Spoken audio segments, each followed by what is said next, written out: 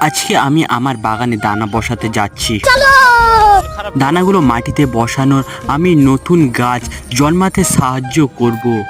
এই দানাটি পচে গেছে, নষ্ট হয়ে গেছে। এই বিলের চারিদিকে বসানো হবে কিছু আকর্ষণীয় জায়গা। নতুন বাগান শুরু করার সত্যি মজার।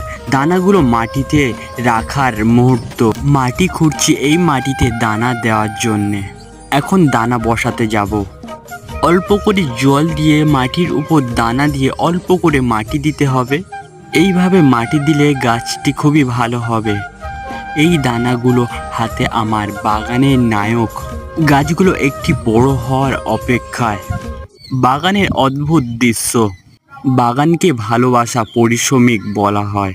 বাগান গড়তে অনেক পরিশ্রমিক লাগে।